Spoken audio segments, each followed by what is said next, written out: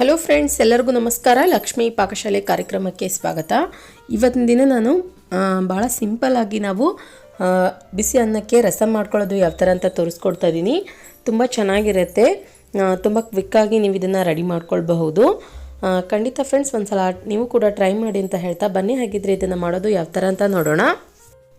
ಮೊದಲೇದಾಗಿ ಒಂದು mixie jar ತೊಗೊಳ್ಳಿ. ಇದಕ್ಕಿವಾಗ ನಾನಿಲ್ಲಿ ಬೆಳ್ಳುಳ್ಳಿ ಹಾಕ್ತಾ ಇದ್ದೀನಿ. ಒಂದು ಗಡ್ಡೆಯಷ್ಟು ಸಿಪ್ಪೆ ಬಿಡಿಸ್ಬಿಟ್ಟು, ನಂತರ ಒಂದೆರಡು ಹಸಿಮೆಣಸಿನ್ಕಾಯಿ ಹಾಕ್ಕೊಳ್ಳಿ, ಒಂದೆರಡು ಟೊಮೊಟೊ ಹಣ್ಣು ಹಾಕ್ಕೊಳ್ಳಿ, ಸ್ವಲ್ಪ ಕೊತ್ತಂಬರಿ ಸೊಪ್ಪು ಹಾಕ್ಕೊಳ್ಳೋಣ. ಕ್ಲೀನಾಗಿ ವಾಶ್ ಮಾಡ್ಕೊಂಡ್ಬಿಟ್ಟು ಇದನ್ನ ಇವಾಗ ಗ್ರೈಂಡ್ ಮಾಡ್ಕೊಳ್ಬೇಕು. ನೈಸಾಗಿ ನೀರೇನು ಹಾಕ್ದೇನೆ ಹಾಗೆ ಗ್ರೈಂಡ್ ಮಾಡ್ಕೊಳ್ಳಿ.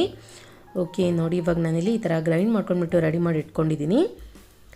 ಈ ರಸಮ್ಗೆ ಇವಾಗ ಒಂದು ಸ್ವಲ್ಪ ಹುಣಸೆಹಣ್ಣು ನೆನೆಯೋಕೆ ಹಾಕಿದ್ದೆ. ಒಂದು ಕಪ್ನಲ್ಲಿ ಒಂದು 5 ನಿಮಿಷ ನೆನೆಬೇಕಿದು. ನಂತರ ಗ್ಯಾಸ್ ಆನ್ ಮಾಡ್ಕೊಂಡ್ಬಿಟ್ಟು ಒಂದು ಪಾತ್ರೆ ಇಟ್ಕೊಳ್ಳಿ. ಪಾತ್ರೆ ಬಿಸಿ ಆದ ನಂತರ ಎಣ್ಣೆ ಹಾಕ್ಕೊಳ್ಳೋಣ. ಎಣ್ಣೆ ಬಿಸಿ ಆದ ನಂತರ ಇದಕ್ಕಿವಾಗ ಒಂದು ಸ್ವಲ್ಪ ಜೀರಿಗೆ, ಸಾಸಿವೆ ಹಾಕ್ಕೊಳ್ಳಿ. ಸ್ವಲ್ಪ ಕರಿಬೇವಿನ ಸೊಪ್ಪು ಹಾಕ್ಕೊಳ್ಳೋಣ. ಒಂದು ಮೀಡಿಯಮ್ ಸೈಜ್ ಈರುಳ್ಳಿ ಹಾಕ್ಕೊಳ್ಳಿ. ಇದನ್ನಿವಾಗ ಒಂದು ಸಲ ಚೆನ್ನಾಗಿ ಫ್ರೈ ಮಾಡ್ಕೊಳ್ಬೇಕು. ಈರುಳ್ಳಿ ಸ್ವಲ್ಪ ಹಸಿ ವಾಸನೆ ಹೋಗೋವರೆಗೂ.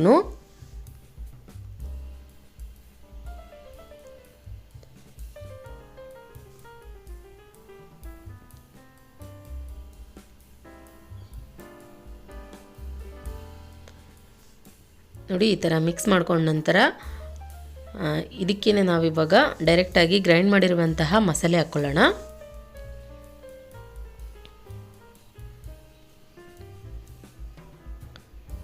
ಇದನ್ನು ಒಂದ್ಸಲ ಚೆನ್ನಾಗಿ ಮಿಕ್ಸ್ ಮಾಡ್ಕೊಳ್ಳಿ.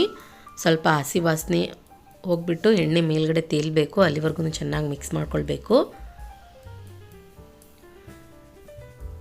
ಇದಕ್ಕಿವಾಗ ನಾವು ಒಂದು ಚಿಟಿಕೆಯಷ್ಟು ಅರಿಶಿನ ಪುಡಿ ಹಾಕ್ಕೊಳ್ಳೋಣ.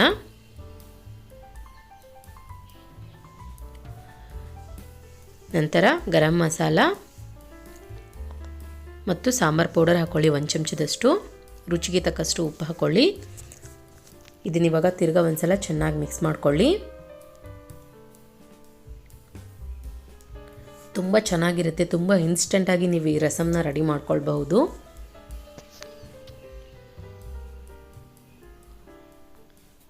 ನೋಡಿ, ಈ ಥರ ಮಿಕ್ಸ್ ಮಾಡ್ಕೊಂಡ ನಂತರ ಇಲ್ಲಿ ಹಸಿ ವಾಸನೆ ಹೋಗ್ಬಿಟ್ಟು ಚೆನ್ನಾಗಿ ಕುದಿ ಬರ್ತಾ ಇದೆ. ಈ ಥರ ಕುದಿಬೇಕಾದ್ರೆ ನಾವು ಹಾಗೆ ಮಿಕ್ಸ್ ಮಾಡ್ಕೊಳ್ತಾ ಇರಬೇಕು. ನಂತರ ಇದ್ರ ಜೊತೆಲಿ ಇವಾಗ ನಾವು ಹುಣಸೆಹಣ್ಣು ಹಿಂಡ್ಕೊಳ್ಳೋಣ. ನೆನೆಸಿರುವಂತಹ ಹುಣಸೆಹಣ್ಣಿನ ಹಿಂಡಿ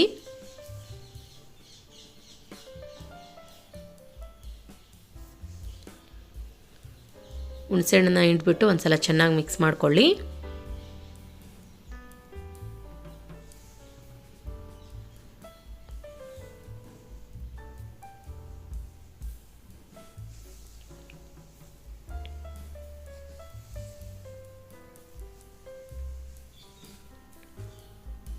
ನೋಡಿ, ಇವಾಗ ಚೆನ್ನಾಗಿ ಕುದಿ ಬರ್ತಾ ಇದೆ. ಹಸಿ ವಾಸನೆ ಹೋಗ್ಬಿಟ್ಟು ಇದಕ್ಕಿವಾಗ ನೀರು ಸೇರಿಸ್ಕೊಳ್ಳೋಣ. ನೀರು ನಿಮಗೆ ಎಷ್ಟು ಬೇಕು ನೋಡ್ಕೊಳ್ಳಿ. ರಸಮ್ ನಾನಿಲ್ಲಿ 1.5 ಗ್ಲಾಸ್ನಷ್ಟು ನೀರು ಹಾಕ್ತಾ ಇದ್ದೀನಿ. ಮಿಕ್ಸಿ ಜಾರ್ ತೊಳೆದ್ಬಿಟ್ಟು ಹಾಕ್ಕೊಳ್ಳಿ. ಸೊ ಅದರಲ್ಲಿ ಕೂಡ ಇನ್ನೊಂದು ಸ್ವಲ್ಪ ಪೇಸ್ಟ್ ಉಳಿದಿರುತ್ತಲ್ವ. ಇದನ್ನಿವಾಗ ಚೆನ್ನಾಗಿ ಮಿಕ್ಸ್ ಮಾಡ್ಕೊಂಡ್ಬಿಟ್ಟು ಒಂದೇ ಕುದಿ ಬರಲಿ, ಜಾಸ್ತಿ ಏನು ಕುದಿಸ್ಕೊಳ್ಳೋ ಅವಶ್ಯಕತೆ ಇಲ್ಲ. ಇದು ಹಸಿ ವಾಸನೆ ಕೂಡ ಹೋಗಿದೆ ಮತ್ತು ರಸಮ್ ಕೂಡ ನಾವು ಜಾಸ್ತಿ ಹೊತ್ತು ಕುದಿಸ್ಬಾರ್ದು, ಟೇಸ್ಟ್ ಹೊರಟೋಗ್ಬಿಡುತ್ತೆ.